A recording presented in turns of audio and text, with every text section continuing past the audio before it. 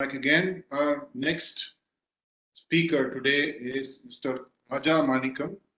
Just to introduce, he'll be talking about semiconductor manufacturing. Raja Manickam is currently the CEO of Tata Electronics OSAT. Prior to this, he founded Tistable, which provides engineering services in semiconductor and systems. He also held various roles in companies like National Semiconductor and other companies. So currently, Raja is in the news because of the announcement around the Tata OSAT. So a lot of people want to hear from him as to what he has to say about both semiconductor manufacturing in India and globally, and also from an ESDM industry perspective. So without much ado, I will just request Mr. Raja Manickam to share what his views are on the space.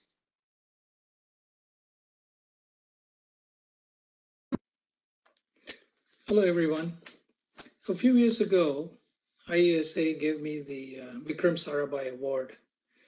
And in that award ceremony, I told them that usually this kind of awards are given to people so that they can retire. And in my case, I said I wanted to bring manufacturing to India before I retire. And in the last couple of years, actually, I kind of lost hope that, whether it's going to be my retirement or manufacturing. But I'm very, very happy to say, and even especially today, that we're going to be talking about manufacturing. It looks real close. And I am sure that we will be getting into manufacturing. India will be getting into semiconductor manufacturing. And we will kickstart that very, very quickly. So with that, I'm extremely happy, and thank you for the IESA to give me this opportunity. It's a little bit of a tidbit about IESA and myself, my association with that. 2003, I came to India. I was working in the Bay Area for many years. I wanted to start an engineering services company. Actually, I wanted to start a manufacturing company, but at that time there was no takers. So I ended up, doing an engineering services company. And I had my first meeting towards end of 2003 at Leela Palace, where I called some of the heads of the semiconductor companies that were there at the time. And we had a meeting to, basically I was telling them, this is what I want to do, and, whether it's the right thing to do and whether they will support me and so forth. In that meeting, during the break time, when we were having some coffee and snacks, I mooted this idea about forming a semiconductor association.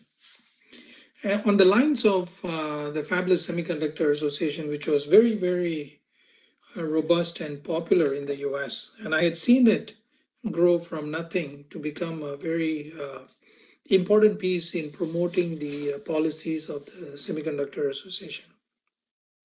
So I wanted something very similar to that. And so was, ISA formed in 2004. So I won't brag about it, but, I certainly had a say in forming the association.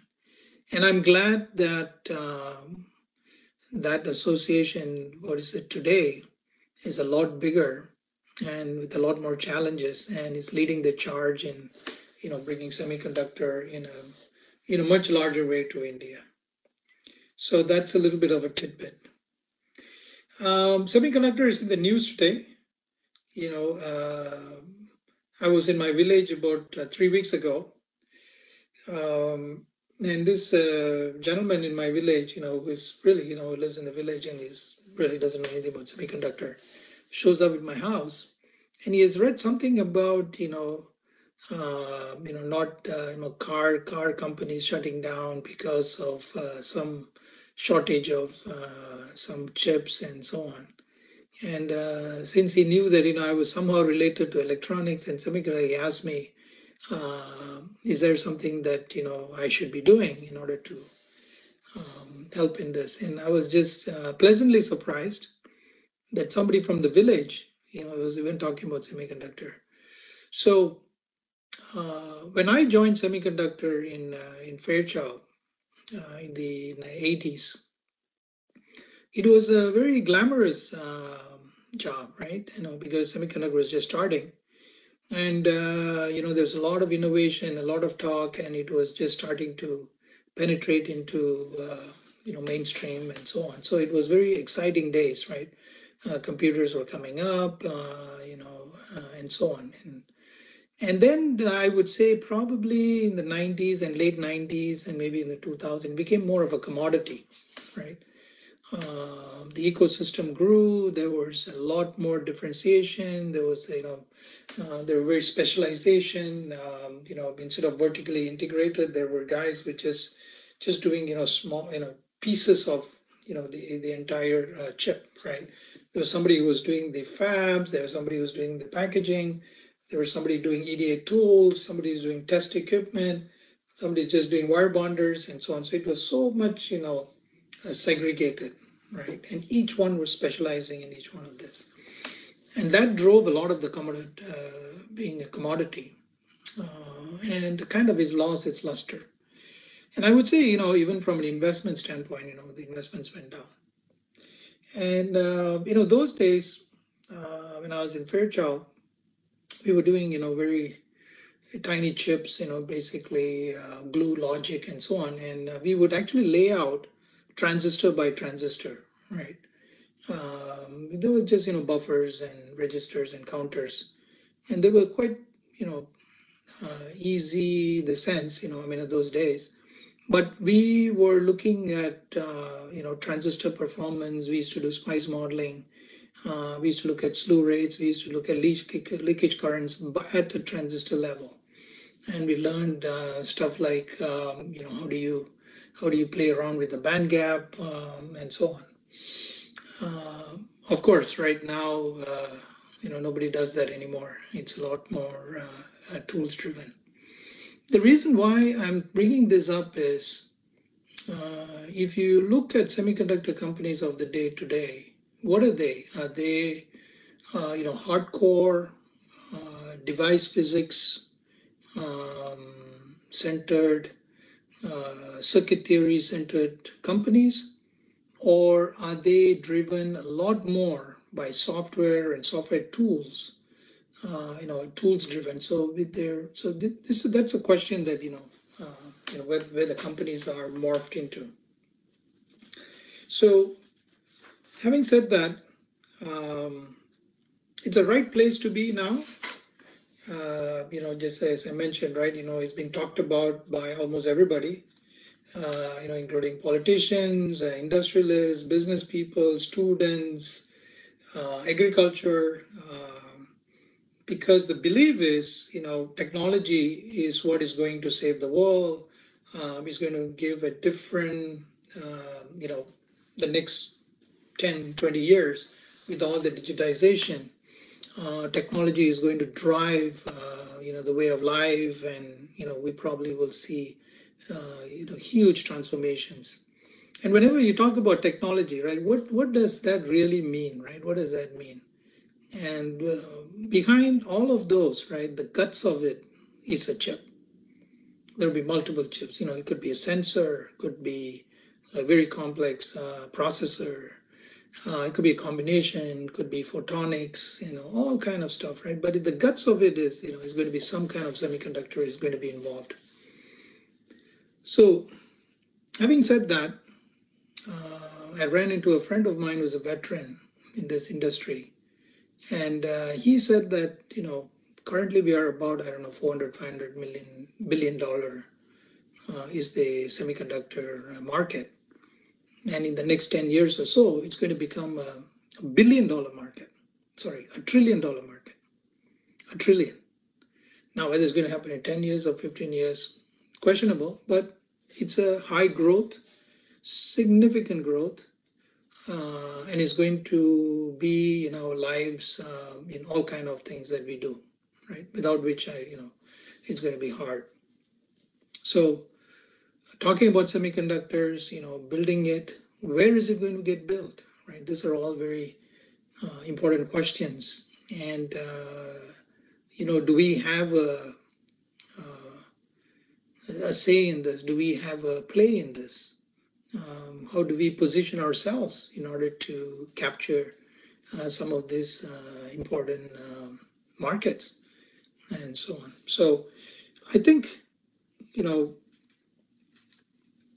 my personal belief is India missed the boat in the semiconductor manufacturing, but I think a lot of things are lining up in order to be part of that ecosystem. I mean, the manufacturing ecosystem. Timing couldn't be better. So let's talk about Semiconductor 2.0. Right? Now, as I mentioned to you, right, let's look at where are we in semiconductors in India. India is very dominant in the design of the chips. There's no doubt, right?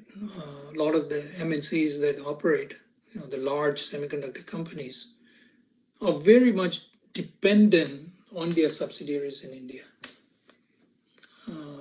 for scalability, for time to market, for verification, for all kind of in-depth activity.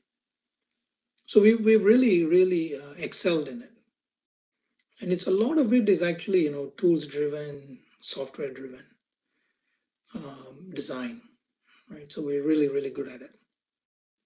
Then you look at so that's part of the ecosystem, and then you look at the tools, the EDA companies, right? The Cadence and Synopsys and the Mentors of the world.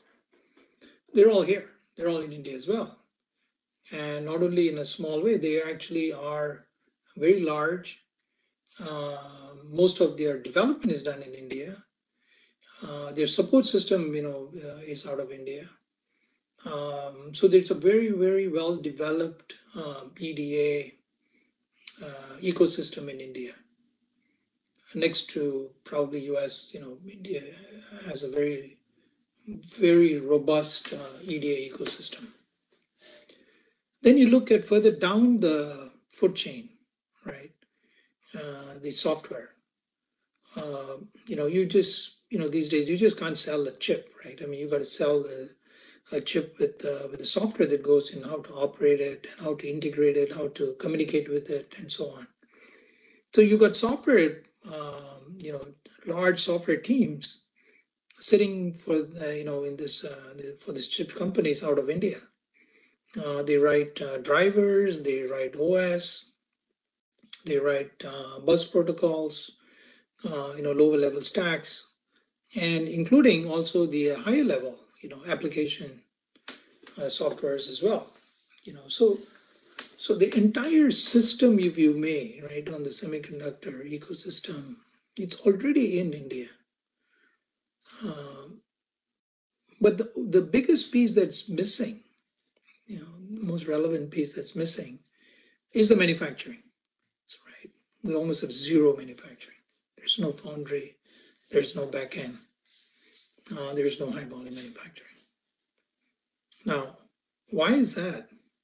Right. I mean, we can go on, analyzing what happened in the last 15, 20, 30 years. But I think looking at the future, right? Especially now when there is demand, and we know that the demand is going to grow very significantly. Where would it come to? Where would it come from? Where would the manufacturing, make sense? So there's a few myths about manufacturing that I want to clear up. One is, there is a belief that manufacturing happens where the market is. Nothing can be further from the truth there. Nothing can be. It's totally not true. If you look at the countries that are heavy into manufacturing, in fact, huge concentration of manufacturing, they don't have a market. You look at Singapore, you get Malaysia, you look at Vietnam. Look at Taiwan or Korea, or even for the matter, China.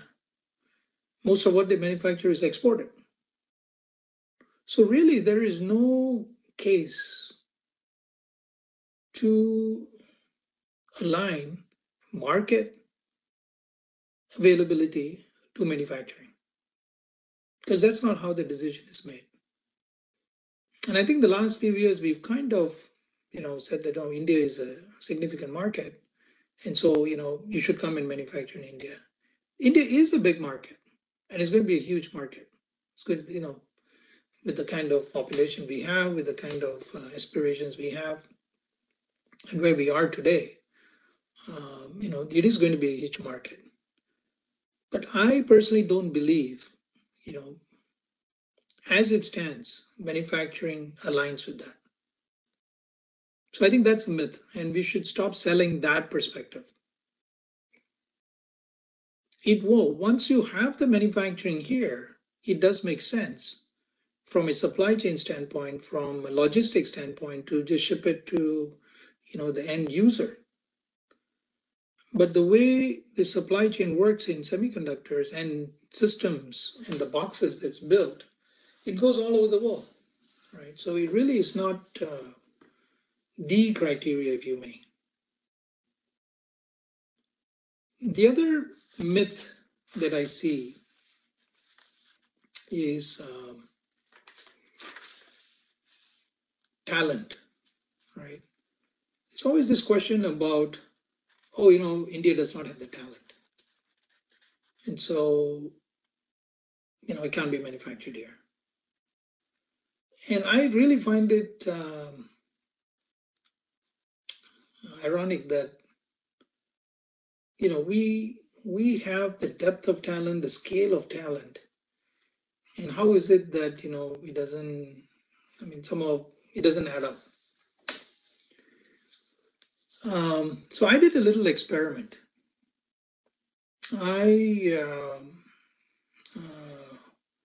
We advertised in a newspaper in 5 countries, in Taiwan, Vietnam, Malaysia, Singapore, and India. 5 countries. And we said that we're going to do OSAT, outsource assembly and test factories, in those countries. And we said we needed about 100 people to start. 10 of them are engineers and management, and about 20 are technicians, and the rest, about 60 or 70 are operators and support staff. And we said, we're going to be recruiting them, in a hotel. And guess what? In Singapore, 8 people showed up. We had 100, that we were looking for. 8 people showed up. In Malaysia, it was slightly more than that. It was about close to 13. In Taiwan was about the same, about 10 or around 10. Vietnam was about 20 or so. And in India, about 600 showed up. 600 showed up. And on top of it, another, I would say about 200 plus rode in, who are working outside of India, who are Indians who wanted to come back to India, who are experiencing this in OSAT. And even in those countries, in Singapore, for example, out of the 8, 5 of them are foreigners, not their citizens. In all these countries, right, there was a certain population of foreigners in there who were applying for it as well. So if you were setting up in OSAT, where would you set it up? Wouldn't you set it up where the talent exists? Or, you can actually pick the best of the cream of the crop. Yes, granted, right? In India, you may have to train more people. But are they not trainable? How did these companies, how did these countries go about doing it? So I think, it's another myth that we don't have the talent. If we don't have the talent, guess what? The other countries have nothing. So I think, being objective, we have a good case of, where you want to have the talent. Now, the other thing about where you want to set the factories, right? People ask this question about, we have an existing facility. We have an existing facility in Malaysia, or we have an existing facility in Taiwan. So, just adding another capacity, right? Adding additional capacity is easier, less of training involved. You can spread out the people and so on. All those are valid, extremely valid. But I think therein lies the danger. Today, semiconductor manufacturing is disproportionately narrow in a few countries in the region. And everybody is fighting for the same talent. If you're going to double the requirement in the next 10 years or 15 years,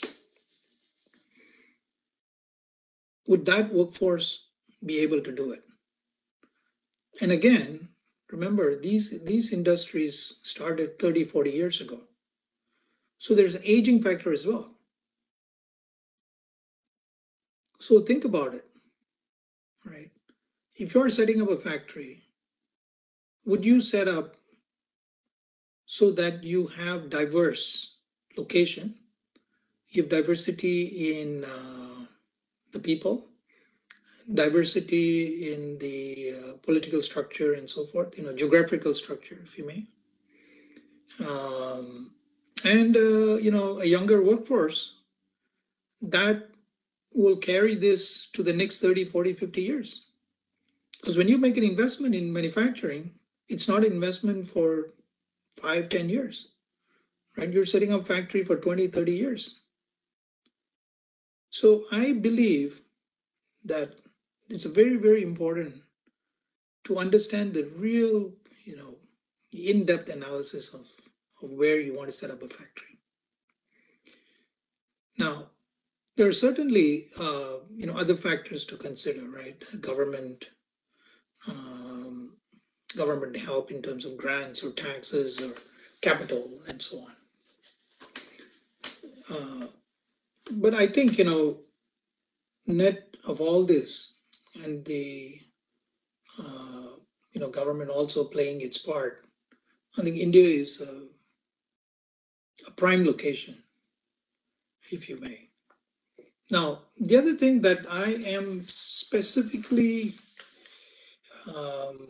thing that is going to make a huge difference is, remember I told you about all the ecosystem being available, already there, and matured. And imagine if you have manufacturing right in the midst of it. And especially, we're talking about post-silicon type of innovation that needs to happen with the chiplets and packaging and so on, which we believe is the next 10, 20 years is going to be making the difference. Then again, you have an opportunity in India where I think the future of manufacturing is going to be engineering intensive manufacturing. It's not going to be this mass production of one product that's going to make, hundreds of millions. We're going to make tens and thousands of each product customized to a particular application. Because the whole market is driving towards that, right? There shouldn't be any waste. So the applications are going to be very, very custom. You can customize it at a package level, at a chip level. So the introduction of a lot more new products is going to probably exponentially grow. So it's going to be engineering intensive in that sense, right? So there's going to be a lot of engineering work required. So for all those factors, right? I think India is very well suited to do this. So I would say,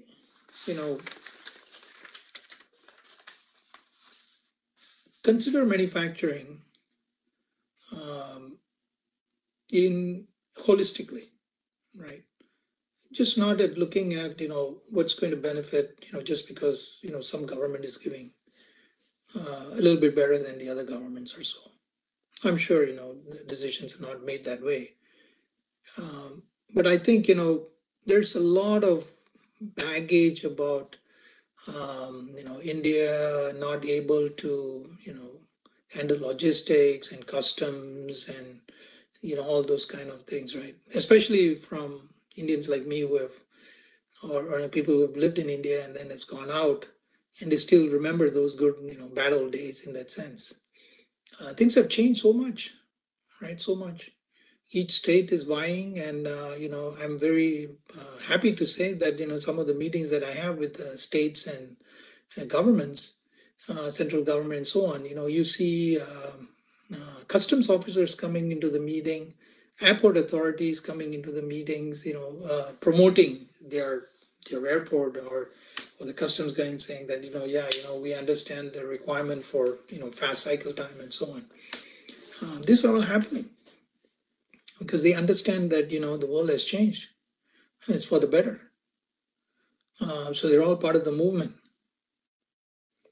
So I think overall we have a very good shot at it. We should continue. One parting idea that I was thinking about was, so if you look at NASSCOM, right? NASSCOM is a association of primarily software companies, and ISA is a association of semiconductor companies, right? Both are pretty successful. There are very large semiconductor companies in ISA, mostly foreign, and they're very large companies in NASSCOM. But the difference is there are a lot of Indian companies in NASSCOM which are very large, but there's very few, if any, large companies in ISA which are Indian companies. Now, I think there is going to be a morphing of semiconductor companies themselves. Some of them are going to move towards becoming solution companies. And the actual execution of making a chip is going to open up. And that could be very, very large business, very good business. So whether the software companies take advantage of it, or the service companies take advantage of it, or both of them take advantage of it, I think there is a real opportunity here. So besides, all the other ground swelling for manufacturing, I think it's an opportunity for software companies, the traditional software companies. And if you look at the semiconductor companies, as I mentioned earlier, they're kind of pseudo software companies anyway. So I think if you're bold enough, think about different business engagement models. And you're going to be playing in a market that is growing, significantly. And it plays right into our strengths, our engineering strengths. So with that, thank you for giving me this opportunity to talk about manufacturing.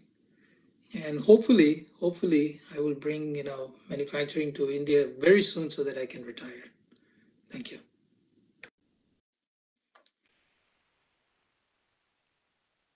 Thank you, Raja, for that wonderful vision of yours. And you've also charted your entire journey starting from your foray into manufacturing and then also your dream of bringing manufacturing to India. So I think it's more of a personal story and also a story for the industry to look at. I think the key takeaway also is that the tremendous amount of opportunity it offers to adjacent industries beyond hardcore manufacturing. I think the perspective of articulating that a lot of companies today are tool-driven, almost pseudo software, I think is a key point, which clearly kind of highlights the fact that there is opportunity beyond, what we look at as a fab, but also looking at things around the supply chains related to the fab, whether it is software, services, supply of materials, or supply of equipment. All of these are businesses that we can look at as opportunities. And I think being bold and thinking different is something that you have exhibited through your career with the recent announcements. I think all of us are looking at you with bated breath to know when the manufacturing capability from the Tatas is going to get established, how soon it is going to come, where it is going to come. So a lot of questions for you, and the audience definitely has a ton of them, which we will forward to you, and hopefully we look forward to hearing from you more about this. So thank you very much for taking your time while you're traveling and sharing your insights and also your experiences with this audience. And so I once again thank you. And with that,